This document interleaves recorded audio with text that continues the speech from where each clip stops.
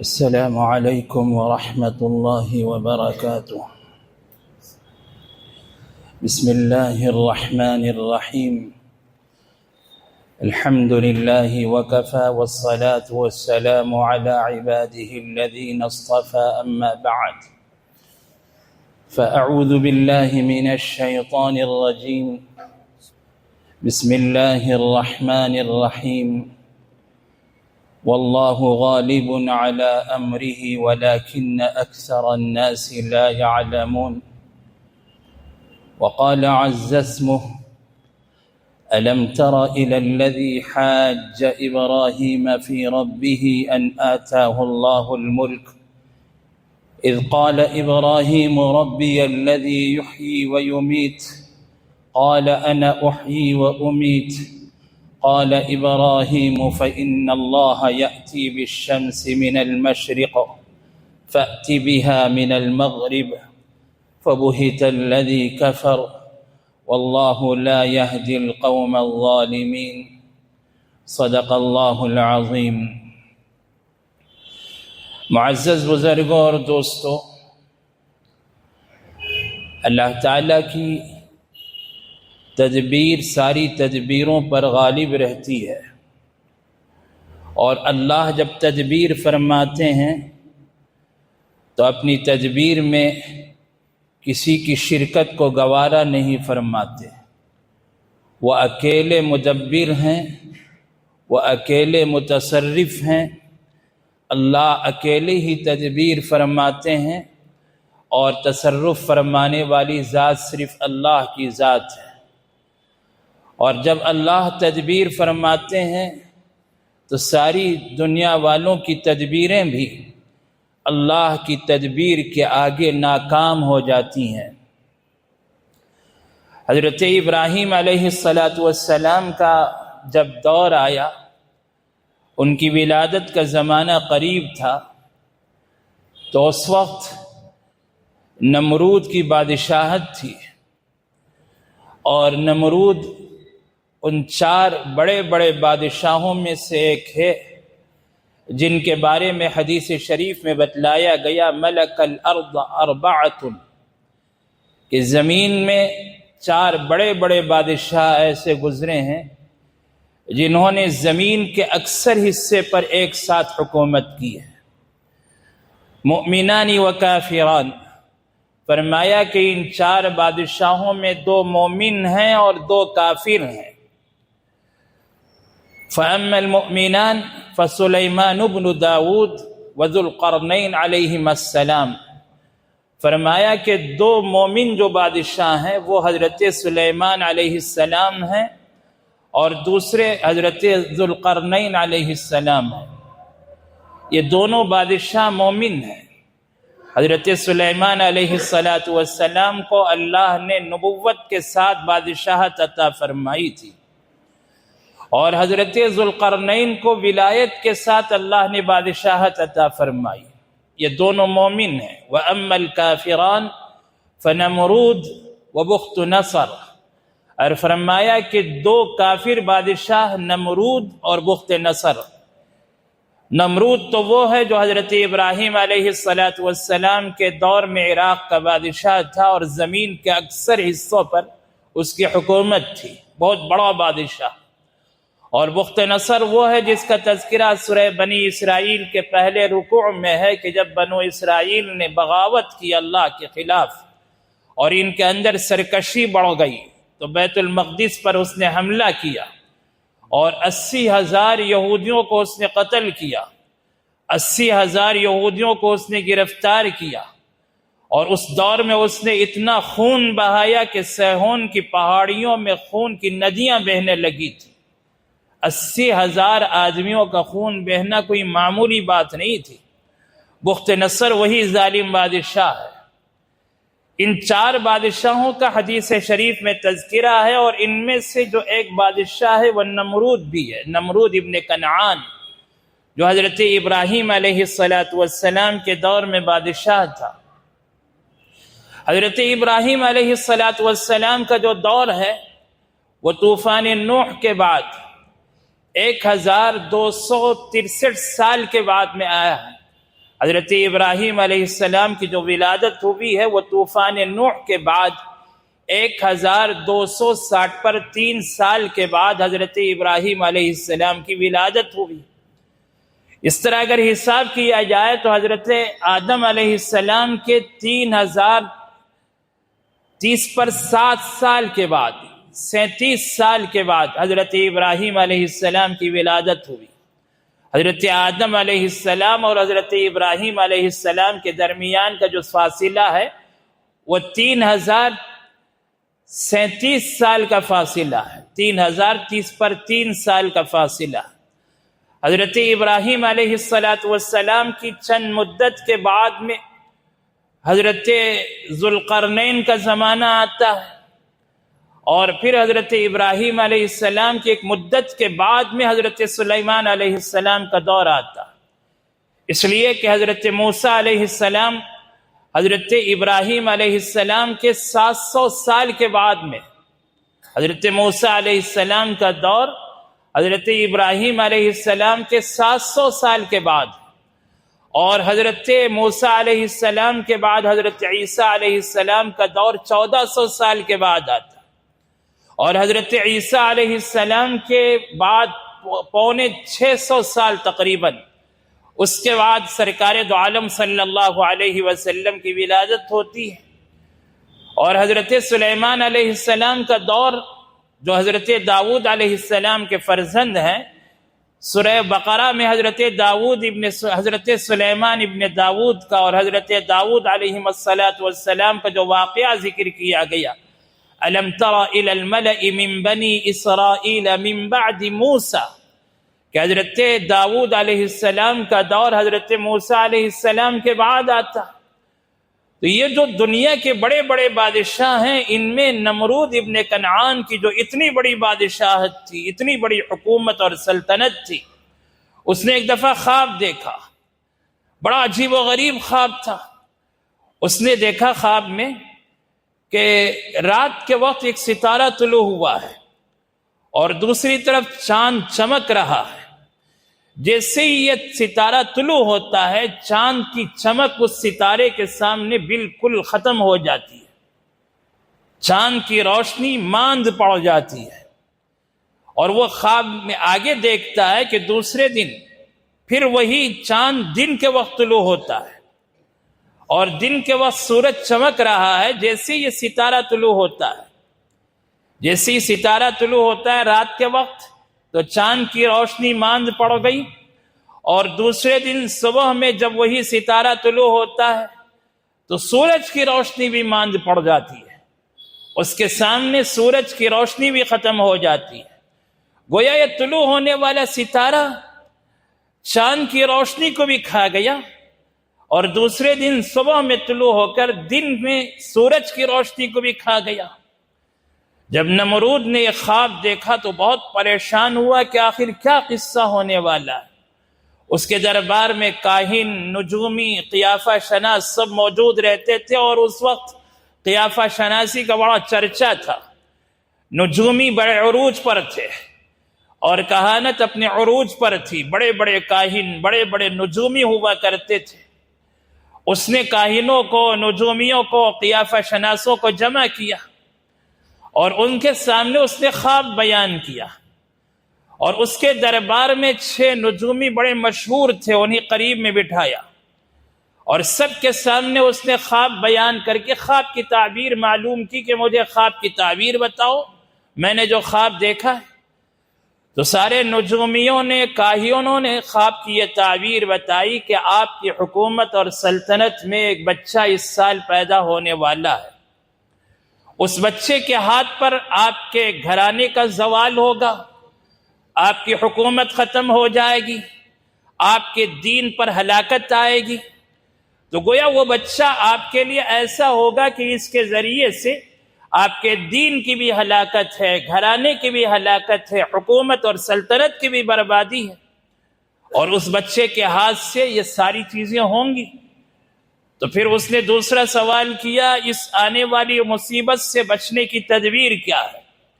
سامنے بیٹھے ہوئے 6 نجومیوں سے اس نے رائے لی، کاہنوں سے مشورہ کیا کہ تم رائے دو۔ پھر سارے قیافہ شناس لوگوں سے اور سارے کاہنوں اور نجومیوں سے سوال کیا کہ اب تم رائے دو کہ اس آنے والی مصیبت سے کیسے بچا جا سکتا. تو اس نے کہا ہم نے قیافہ شناسی کے ذریعے سے، علم نجوم کے ذریعے سے، علم کہانت کے ذریعے سے معلوم کیا کہ یہ بچہ اسی سال پیدا ہوگا اور یہ آپ کے علاقے ہی میں پیدا ہوگا، آپ کے دارالسلطنت میں پیدا ہوگا. تو آپ کا دارالسلطنت کوئی زیادہ دور تک پھیلا ہوا تو نہیں ہے، یہ ایک شہر ہے اور شہر کے اطراف ملے جلے چند قریے ہیں. ان قریوں پر قابو پانا آسان ہے اور اس کا طریقہ یہ ہے کہ 1 سال تک میاں بیوی کو جدا کر دیا جائے، شوہر اور بیوی کو آپس میں الگ کر دیا جائے. اور آپ کے اس علاقے میں چونکہ بچہ پیدا ہوگا اس لیے یہاں زیادہ نظر رکھی جائے اور اس قانون پر یہاں آپ کے اس علاقے میں زیادہ سختی کے ساتھ عمل کیا جائے. اس نے کہا بہت اچھا. اس نے میاں بیوی کے درمیان جدائی کا اعلان کر دیا کہ شوہر اور بیوی الگ الگ ہو جائیں، اور جب بیوی پر ایام آتے، ماہواری کے دن ہوتے تو پھر دونوں کو چھوڑ دیا جاتا، پھر جیسے وہ پاک ہوتی تو ان کو الگ کر دیا جاتا، اور ہر 10 افراد پر، ہر 10 جوڑے پر ایک ایک نگران مقرر کر دیا گیا. اور بادشاہ نے کہا کہ میرے قریب کے علاقے میں جب وہ بچہ پیدا ہونے والا ہے تو میں اپنے علاقے میں ان لوگوں کو نگران رکھوں گا جو میرے بہت خاص الخاص ہیں. اور اس نے اپنے اطراف جس نگران کو مقرر کیا اس میں حضرت ابراہیم علیہ السلام کی والدہ امیلہ تھی اور حضرت ابراہیم علیہ السلام کے باپ آزر تھے.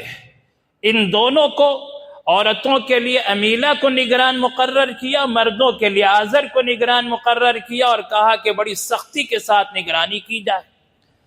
اس نے جو خواب دیکھا تھا، خواب کی تعبیر کے دن قریب آتے جا رہے تھے اور علم کہانت کے ماہرین کو اور نجومیوں کو پتہ چل رہا تھا کہ اب وہ دن قریب آ چکا ہے.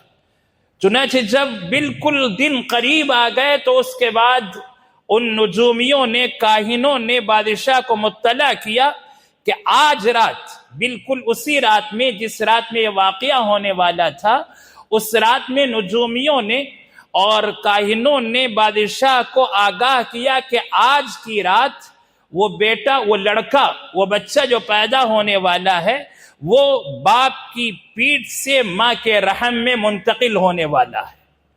انہوں نے کسی علم کے ذریعے سے، اپنے علم نجوم کے ذریعے سے، کہانت کے ذریعے سے معلوم کر لیا کہ آج کی رات میں وہ باپ کی پیٹھ سے ماں کے رحم میں منتقل ہونے والا ہے. اس لیے اس نے کہا کہ آج کی رات بڑی سختی کے ساتھ نگرانی کی جائے. اب یہاں سختی کے ساتھ نگرانی تو ہو رہی ہے، لیکن جو نگران ہیں امیلہ اور آزر، یہ دونوں ایسا وقت میں، جبکہ امیلہ اسی دن پاک ہوئی تھی اور نہا دھو کر صاف ستھرے کپڑے پہنے ہوئے تھے، ادھر آزر نے، امیلہ نے دیکھا کہ لوگ تو سارے سوئے ہوئے ہیں، اس لیے کہ سخت ترین نگرانی تھی. اس نگرانی کی وجہ سے ایک طرف عورتیں آرام سے سو رہی تھیں اور دوسری طرف مرد آرام سے سو رہے تھے. دونوں کو الگ الگ کر دیا گیا تھا. میاں بیوی کے آپس کے تعلقات ختم ہو چکے تھے. لیکن جب آزر نے امیلہ کو اس حالت میں دیکھا تو میلان بڑھا اور دونوں میں ملاپ ہو گیا. لوگ تو سارے سوئے ہوئے تھے. اللہ تعالیٰ کی تدبیر ساری تدبیروں پر غالب رہتی ہے. اور جب دوسرے دن دربار قائم کیا گیا تو دربار میں نجومیوں اور کاہنوں نے بتایا کہ آپ کی ہزاروں کوششوں کے باوجود وہ بچہ اپنے باپ کی پیٹھ سے ماں کے رحم میں منتقل ہو چکا ہے. جب نجومیوں نے یہ بات بتلائی تو بادشاہ کی تشویش بڑھ گئی. اس نے کہا ذرا یہ تو بتا دیں کہ وہ کون ہے. کہا ہمارا علم عاجز ہے، ہمارا علم نہیں بتا سکتا ہے کہ وہ کون ہے، وہ پتہ نہیں چل سکتا. بادشاہ نے کہا کہ اب نگرانی مقرر کی جائے، اب سے جس گھر میں جو بچہ پیدا ہوگا اسے قتل کر دیا جائے گا. نگرانی مقرر ہوئی اور کچھ عورتیں ایسی ملی جن کے بارے میں اعلان کیا گیا کہ ان کے حمل کی علامتیں دیکھی جائیں. اگر ان عورتوں میں حمل کی نشانیاں پائی جائے تو ان پر نگرانی مقرر کر کے ان کو گرفتار کر کے قید خانے میں رکھا جائے، اور جیسی ولادت ہو تو ان کے بچوں کو قتل کر دیا جائے۔ اس طرح کچھ عورتیں ایسی ملیں جن عورتوں کو گرفتار کیا گیا، قید خانے میں رکھا گیا، اور جیسی ان کے یہاں ولادت ہوئی تو ان بچوں کو قتل کر دیا گیا۔ ادھر حضرت ابراہیم علیہ السلام سے ان کی والدہ امید سے ہیں، اور اللہ تعالیٰ کی یہ تدبیر کہ حضرت ابراہیم کی والدہ میں حمل کی کوئی علامت ظاہر نہیں ہو رہی تھی، نہ پیٹ میں ابھار تھا، نہ حمل کی کوئی علامت ظاہر ہو رہی تھی۔ اس طرح اللہ اپنے اس بندے کی حفاظت فرما رہے تھے، اور جب ولادت کا وقت قریب آیا تو حضرت ابراہیم کی والدہ آبادی سے نکل کر ویرانے میں پہنچ گئیں، اور ویرانے اور سناٹے میں ولادت ہوئی۔ اسی سناٹے میں لکڑیاں کھڑی کر کے ایک سایبان کی طرح بنا کر وہاں اس بچے کو حفاظت سے رکھ کر دوڑتی ہوئی آبادی میں آئیں، آ کر اپنے شوہر کو اطلاع دی کہ مجھے ولادت ہو چکی ہے، فلاں جگہ بچہ آئے جاؤ۔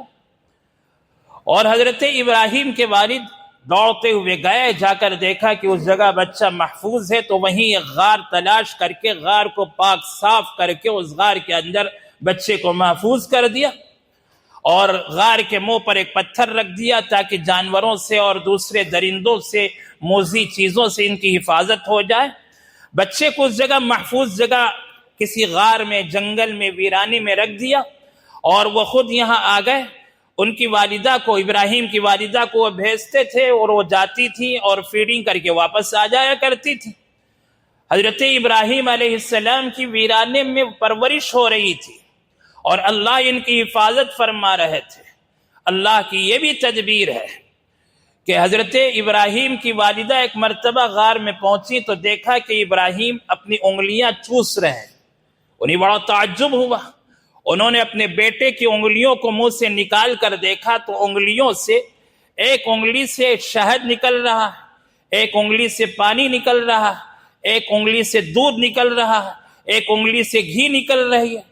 اس طرح چاروں انگلیوں سے اللہ نے غذا کا انتظام فرما رکھا ہے، غیب سے ان کی غذا کا انتظام ہو رہا ہے، اور حضرت ابراہیم علیہ السلام یوں پرورش پا رہے ہیں کہ اللہ نے 15 دن کے اندر ان کے اندر اتنی طاقت اور قوت عطا فرما دی کہ وہ دوڑ سکتے تھے، چل پھر سکتے تھے۔ عرائس المجالس ایک کتاب ہے قصص الانبیاء کے سلسلے میں، امام ثعلبی رحمۃ اللہ علیہ اس کے مصنف ہیں، اور 5ویں صدی ہجری کے یہ شخص، یہ مصنف اور مؤلف امام ثعلبی رحمۃ اللہ علیہ، جنہوں نے حضرات انبیاء علیہم السلام کے قصوں کو بڑے ہی تفصیل کے ساتھ جمع فرمایا، اور ساری تاریخی روایات کو تاریخ کی روشنی میں اور مذہب کی روشنی میں جمع فرمایا۔ عرائس المجالس اس کتاب میں، قصص الانبیاء کی اس کتاب میں امام ثعلبی رحمۃ اللہ علیہ نے اس پورے واقعے کو اس تفصیل کے ساتھ میں ذکر فرمایا کہ حضرت ابراہیم علیہ السلام کی ولادت ہوئی ہے، اور ادھر نمرودی تدبیریں جاری ہیں، نمرود کی پوری طرح تدبیر جاری ہے کہ اس دنیا میں آنے والے بچے کو دنیا میں آنے سے روک دیا جائے، اور اس کے لیے ساری تدبیریں کی جا رہی ہیں، ساری حکومت کو اس کے پیچھے لگا دیا گیا ہے، سارے کاہن، نجومی، سارے قیافہ شناس، سارے عمراء اور وزراء اور پوری سلطنت اور پوری طاقت و قوت حکومت کی اس کے پیچھے جھونک دی گئی ہے کہ ایک بچہ دنیا میں پیدا نہ ہو سکے، اور اللہ کی تدبیر یہ ہے کہ وہ بچہ کسی نہ کسی طریقے سے حفاظت کے ساتھ دنیا میں آئے، اور وہ محفوظ رہے، وہ پروان چڑھے، پرورش پائے، اور وہ اللہ کے دین کی تبلیغ کرے، اور وہ موحد اعظم بنے۔ چنانچہ حضرت ابراہیم علیہ السلام دنیا میں تشریف لائے، اللہ نے ان کی یوں حفاظت فرمائی، اور 15 دن میں اللہ نے اپنی غیبی غذا کے ذریعے سے، اپنی غیبی غذا کی طاقت اور قوت کے ذریعے سے ان کے اندر ایسی طاقت اور قوت عطا فرما دی کہ وہ 15 دن کے اندر چلنے پھرنے اور دوڑنے کے قابل ہو گئے۔ اب ظاہر سی بات ہے، جو قانون چلا ہے ملک کے اندر بچوں کو قتل کرنے کا، وہ 1 سال کے اندر کا ہے، اور حضرت ابراہیم علیہ السلام کو دیکھیں تو وہ تو 2، 2.5، 3 سال کے لگ رہے ہیں 15 دن میں۔ اللہ نے ان کو ان کی ایسی پرورش فرمائی جیسے حضرت مریم رضی اللہ عنہا کی پرورش ہوئی. وَأَنبَتَهَا نَبَاتًا حَسَنًا وَكَفَّلَهَا زکریا کہ حضرت مریم رضی اللہ عنہا بھی اسی طرح بڑی تیزی کے ساتھ بڑھتی گئی تھی اور اللہ تعالیٰ نے ان کی یوں پرورش فرمائی. بالکل اسی طرح حضرت ابراہیم علیہ السلام کی بھی یوں پرورش ہوئی. اور جب ایک نیا بچہ شہر میں چل پھر رہا ہے اور آزر کی یہاں موجود ہے، لیکن بچے کو دیکھیں تو وہ سال کا نہیں لگ رہا ہے، وہ تو 2-3 سال کا لگ رہا ہے، تو اسے قتل بھی نہیں کر سکتے، اس لیے کہ 1 سال سے تو بڑی سخت نگرانی ہے اور جتنے بچے ہوئے ہیں سب کو قتل کیا جا رہا ہے. تو اب اس بچے کو قتل بھی نہیں کیا جا سکتا تھا. حضرت ابراہیم علیہ السلام کی اللہ نے یوں حفاظت فرمائی اور اس مدبر کائنات کے حکم سے اللہ تعالیٰ نے اپنی تدبیر کے ذریعے سے حضرت ابراہیم علیہ السلام کی یوں حفاظت فرمائی اور اس حفاظت کے ساتھ وہ دنیا میں تشریف لائے. ادھر نمرود کی ساری تدبیریں فیل ہو گئیں، بالکل کوئی تدبیر کامیاب نہیں ہو سکی، ساری تدبیریں ناکام ہو گئیں. حضرت ابراہیم علیہ السلام ابھی جوانی کی عمر کو پہنچے ہیں. نمرود وہ اکیلا بادشاہ ہے جس نے سب سے پہلے تاج کا استعمال کیا. اپنے سر پر تاج، بادشاہوں کے سروں پر جو تاج ہوتا ہے، تاج کے استعمال کا سب سے پہلا رواج نمرود نے رکھا ہے. نمرود سے پہلے کبھی بادشاہوں کے سروں پر تاج نہیں ہوا کرتا تھا. نمرود وہ پہلا بادشاہ ہے جس نے تاج استعمال کیا، اور بادشاہوں میں اس سے پہلے کبھی ظلم کا رواج نہیں تھا. سب سے پہلا ظالم بادشاہ روئے زمین کا نمرود ہے جس نے عوام پر، رعایا پر ظلم کیا. اور اسی طریقے سے نمرود پہلا وہ شخص ہے جس نے الوہیت کا دعویٰ کیا، جس نے ربوبیت کا دعویٰ کیا، جس نے کہا کہ میں تمہارا رب ہوں، میرے سامنے سجدہ کرو، میں تمہارا معبود ہوں، میری عبادت کرو. عبادت کا، الوہیت کا، ربوبیت کا دعویٰ سب سے پہلے نمرود نے کیا. چنانچہ حضرت ابراہیم علیہ السلام کے بارے میں اللہ فرماتے ہیں وَلَقَدْ آتَيْنَا إِبْرَاهِيمَ رُشْدَهُ مِنْ قَبْلُ وَكُنَّا بِهِ عَالِمِينَ کہ حضرت ابراہیم کو ہم نے پہلے ہی سے، بچپن ہی سے خاص الخاص ہدایت دے رکھی تھی، اور وہ اپنی اس ہدایت کی وجہ سے گناہ سے، کفر سے، شرک سے بچے ہوئے تھے. اور سارا ماحول کفر و شرک کے دلدل میں پھنسا ہوا ہے، کفر و شرک کے اندھیروں میں ٹھوکریں کھا رہا ہے. حضرت ابراہیم علیہ السلام نے اس ماحول میں اپنی ماں سے پوچھا کہ امی جان میرا رب کون ہے؟ تو ماں نے بتایا میں تیرا رب ہوں. تو پوچھا آپ کا رب کون ہے؟ تو ماں نے بتایا میرا رب میرا شوہر آزر. تو پوچھا میرے ابا جان کا رب کون ہے؟ بتایا نمرود. تو حضرت ابراہیم نے پوچھا نمرود کا رب کون ہے؟ تو ماں نے کہا چپ ہو جا بیٹے، کچھ نہ کہہ. شام میں آزر گھر آیا تو آزر سے ان کی بیوی نے، ابراہیم کی والدہ نے بتایا کہ تمہارا یہ بیٹا عجیب و غریب سوالات کر رہا. پوچھا کیا کر رہا ہے؟ پوچھا اسی سے پوچھو. تو حضرت ابراہیم علیہ السلام نے پوچھا ابا جان میرا رب کون ہے؟ تو آزر نے بتایا تمہارا رب تمہاری ماں ہے. تو بتایا میری ماں کا رب کون ہے؟ تو آزر نے بتایا تمہاری ماں کا رب میں ہوں. تو حضرت ابراہیم علیہ السلام نے پوچھا پھر تمہارا رب کون ہے؟ تو بتایا نمرود میرا رب ہے. تو حضرت ابراہیم علیہ السلام نے پوچھا پھر نمرود کا رب کون ہے؟ تو آزر کا پارا چڑھ گیا. آزر نے ایک تماچا مار کر کہا چپ ہو جا. حضرت ابراہیم علیہ السلام بچپن سے اللہ کی ربوبیت کے قائل تھے اور کفر شرک سے بچے ہوئے تھے. حضرت ابراہیم علیہ السلام جب دنیا میں تشریف لائے تو اس عجیب و غریب طریقے سے ان کی ولادت ہوئی، اور جس طریقے سے ان کی ولادت ہوئی ہے یہ طریقہ بتلاتا ہے کہ اللہ کی تدبیر ساری تدبیروں پر غالب رہتی ہے، اور باقی دنیا والے جو بھی تدبیریں کر لیں اللہ کی تدبیر کے آگے کسی کی تدبیر چل نہیں سکتی ہے. واللہ غالب علی امرہ ولیکن اکثر الناس لا يعلمون. اللہ اپنے معاملے میں ہر چیز پر غالب ہے لیکن اکثر لوگوں کو اس کا علم نہیں ہے. اللہ ہمیں توحید پر، ایمان پر استقامت عطا فرمائے اور ہمارے دین و ایمان میں مضبوطی عطا فرمائے. آمین. وآخر دعوانا ان الحمد للہ رب العالمین.